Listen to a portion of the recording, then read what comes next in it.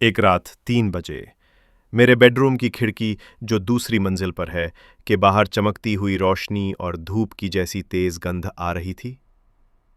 मैं घबरा गया और मैंने अपनी माँ को जगाया, जो अब तक की सबसे शक्की और प्रैक्टिकल शख्स हैं। मैंने उनसे कहा, माँ, खिड़की बंद कर दो प्लीज, मुझे बहुत अजीब लग रहा है। माँ पहले तो नींद में बड़बड़ाईं, क्या बकवास है ये, लेकिन फिर उठीं और उन्होंने वो खिड़की बंद कर दी। सुबह जब मैं उठा तो रात की वो घटना याद करके हंसी आ गई। मैंने खुद से कहा, क्या मैं सच में डर गया था? वाह। मैंने माँ से माफ़ी मांगी और सब कुछ एक सपना मानकर भूल गया। समय बीत गया, अब उस घटना को करीब 5 साल हो गए। इसी बीच मेरी जिंदगी में एक बेहद खूबसूरत लड़की आई। नाम था क्षमा। हमारी पहचान एक सोशल साइट से हुई थी। पहली ही डेट पर मैंने उसे देखा तो बस देखता ही रह गया। वो सच में कमाल की लग रही थी। बातों बातों में उसने बताया कि उसके पिता एक तांत्रिक थे और उसे भी इस तरह की चीज़ों में काफ़ी जानकारी है। शायद यही वजह थी कि मैं उसकी तरफ और ज़्यादा आकर्षित हो गया था। उसने आगे कहा, कुछ दिनों पहले मेरी दोस्त मोनिका के घर पर मैं रुकी थी और वहाँ मुझे कुछ पैरानॉर्मल एक्टिविटीज़ महसूस हुईं।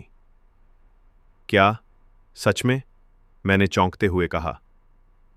बाद में मोनिका से मैंने खुद बात की तो उसने भी माना। हाँ, कुछ दिनों से वहाँ कुछ डरावना हो रहा है। मैंने कहा, मैं इसे ठीक कर सकती हूँ। लेकिन अगले ही दिन मोनिका की मौत की खबर आई। मैं डर गया और उस घर का नाम भी नहीं लिया फिर। अब सुना है कि वो घर पूरी तरह खाली है। फिर क्षमा ने मुस्कुराते हुए पूछा, क्या आप उस घर पर चलना चाहेंगे? बहुत रोमांचकारी होगा। क, क, क्या तुम पागल हो गई हो? मैं बुरी तरह हड़बड़ा गया। हाँ, मुझे ऐसी चीज़ों में दिलचस्पी है, लेकिन इसका मतलब ये नहीं कि मैं मरने चला जाऊं। वो जोर से हंसी। अरे यार, मैंने तो झूठ बोला था।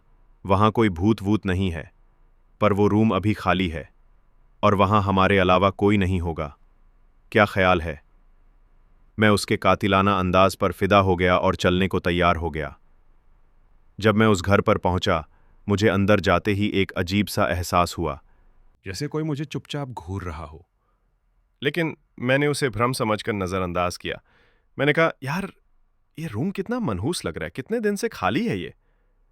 बस कुछ दिनों से ही, उसने छोटा सा जवाब दिया। हम बेडरूम में आ गए। वहाँ हमने एक लंबा किस किया। तभी मुझे हॉल में किसी के चलने की आवाज़ सुनाई दी। नहीं, ये भ्रम नहीं था, वहाँ कुछ था। मैं धीरे से बेडरूम से बाहर निकला, हॉल में झांका, कुछ नहीं था।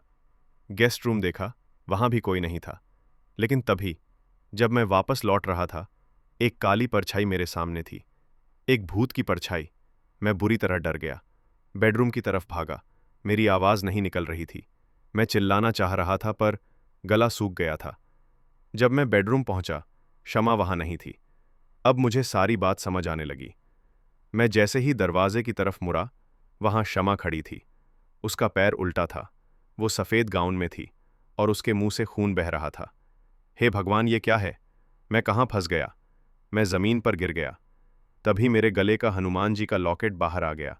जैसे ही उस भूतनुमा क्षमा की नज़र उस लॉकेट पर पड़ी, वो जोर से चिल्लाई और पीछे हटने लगी। मैंने वहीं बैठकर जोर से हनुमान चालीसा पढ़नी शुरू की।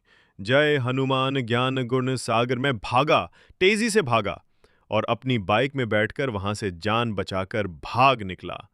मुझे लगा, आज सच में मैं मरते मरते बचा हूं, नया जन्म मिला है मुझे। उस दिन के बाद मैंने अपने सोशल मीडिया अकाउंट्स हमेशा के लिए डिलीट कर दिए।